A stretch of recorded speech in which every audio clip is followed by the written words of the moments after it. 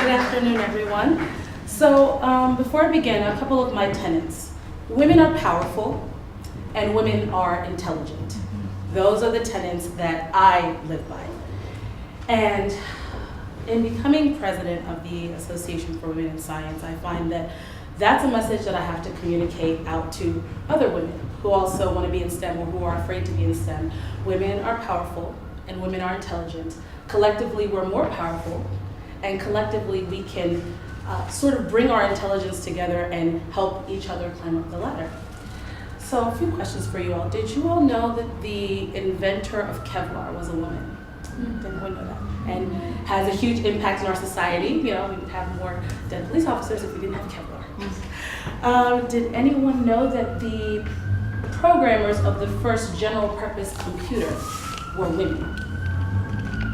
Well, now you know. And like that, over centuries and even in the modern era, women have had a very integral role in our society when it comes to STEM, which is science, technology, engineering, and math. And despite all of our advancement over the past 50 years in terms of gender equality, what we find is that we have the alarming reality that women are underrepresented in STEM careers. So not just STEM, getting a STEM degree, whether it be a bachelor's or master's or a doctorate, but actually obtaining and getting to that place where you have a STEM career and you're successful in that career. Women are just not really found there. The magic number is about 30% of all science and engineering careers are held by women. And this is a real problem. Right now we're in a technology boom. STEM affects us in a bunch of different ways. I mean, we all take medication, we all drive, we all ride on the roads. All of these things, STEM has a really integral part in it. So we at the Association for Women in Science, both at the national level and at the community level, what we're working to try to do is clog the pipe in a good way. Getting women from getting those degrees to actually getting the career. And what is known as nationally is the leaky pipe. There are so many roadblocks along the way and so many different stigmas along the way with being a woman and having a STEM degree that a lot of women just leave of their own volition or feel boxed out of those careers. So what we try to do is clog that pipe, facilitate women moving from getting their degree to having the career. But before I go into the nitty-gritty of what we do at AWIS, I will share my story. So in order to really get that STEM career, what I found, you have to have the interest in STEM. And then you have to have almost a stubborn confidence, what I like to call almost a defiant confidence to say, I'm gonna get that career despite what anyone says about me. So my interest in STEM was sparked by my late great uncle. He was a chemist, and he was so enthusiastic about chemistry that it was contagious.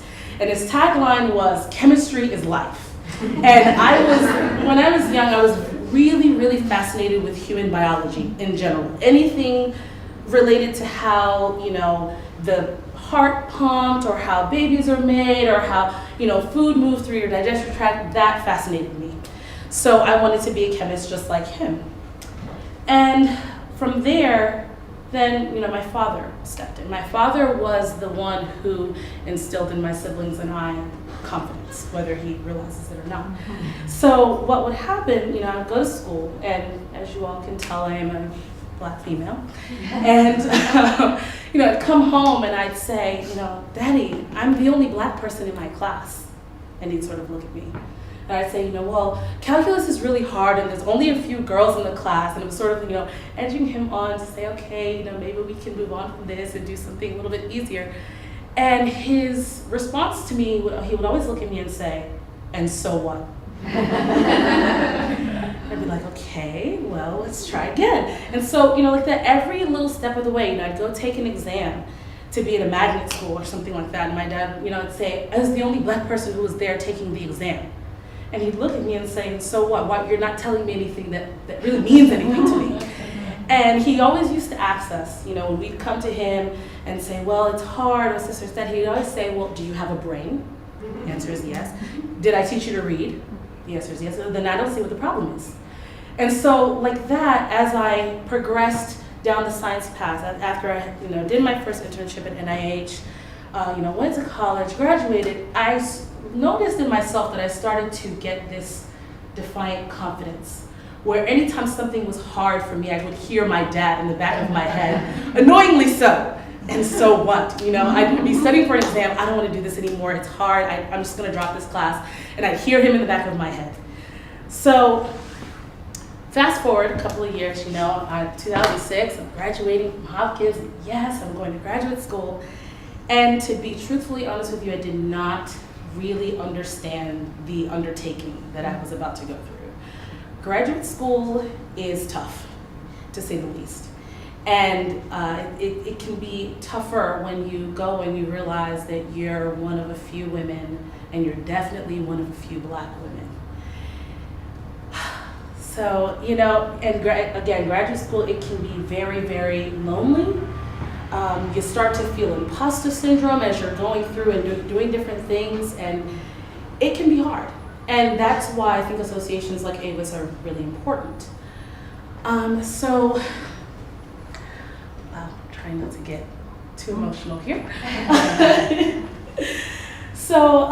then the other thing that happens in graduate school, especially when you're going the sciences, there's this thing now what they call alternative careers in science. You're getting there and you're doing the academia, and you get into this theory that in order to do science, you have to be in academia. At least for us in life sciences, that's what is sort of the dogma. You have to do academia. And a lot of us, don't really want to do academia. You want the science knowledge, and there's so many other science careers out there. And the professional development is not really there. I mean, this is something that's published out there. It is an issue for STEM education, is that the professional development when you're going to get your doctorate or your master's is not really there. So in the search for that, and in search for getting that dream career that I wanted, because again, I find that annoyingly, my father is always in the back of my head, and I always hear him say, and so what? The days where I'm like, I'm done with graduate school, forget the STEM, it's over, forget it. I always hear him, and I just keep going a little bit more.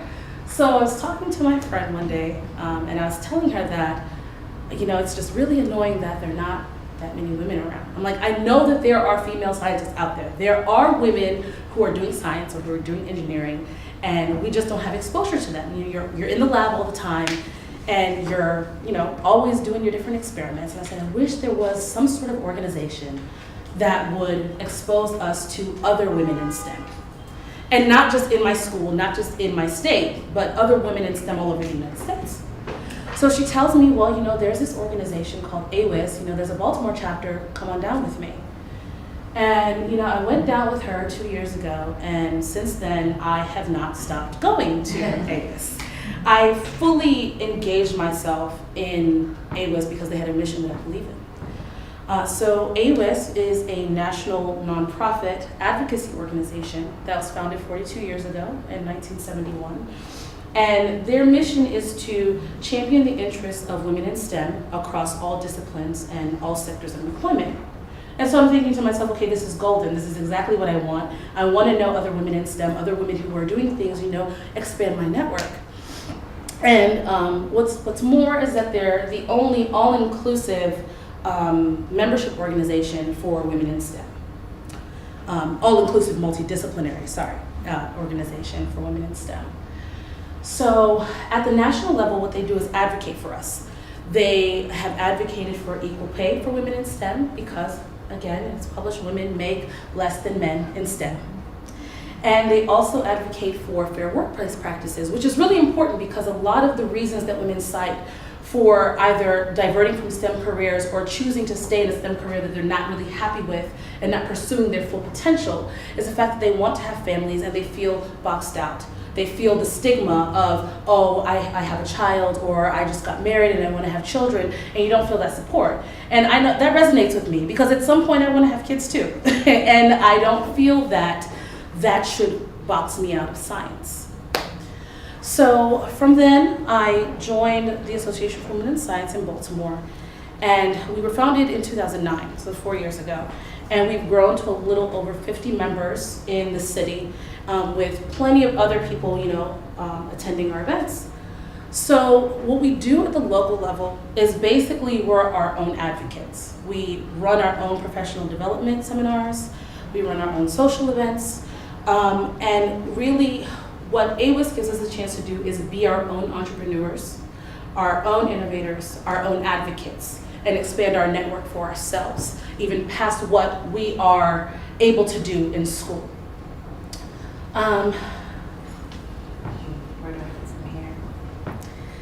So in 2011, when I first joined, I joined as the VP of Programs.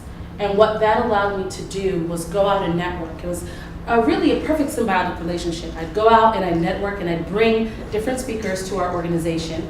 So let's say I wanted to hear from an IP lawyer who works in the science realm. We'd go out, find them, network, have them come to our organization, speak to our women. So what it did is help me network, give me a name to be behind, and then also bring that knowledge to the women in AWIS, and then share it with our listserv.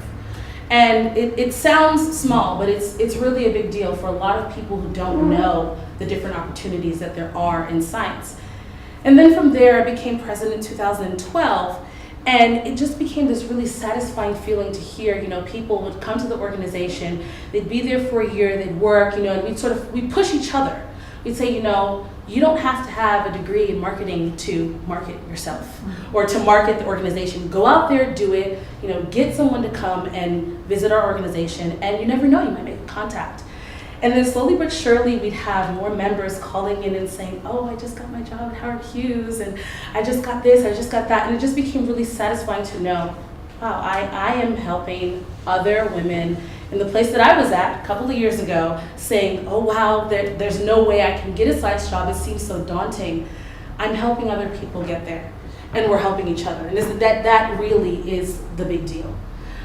So what I always say to our group whenever we're about to embark on a new year and embark on new challenges and trying to get new people to come to the group, I always tell them, you just look in the mirror and just say, so what? So what if I don't know how I'm going to get there? So what if I don't know just how I'm going to achieve that STEM goal, or get myself out there and market, or learn a new skill, or interact with new people? All you have to do is just get out there and do it. Thank you.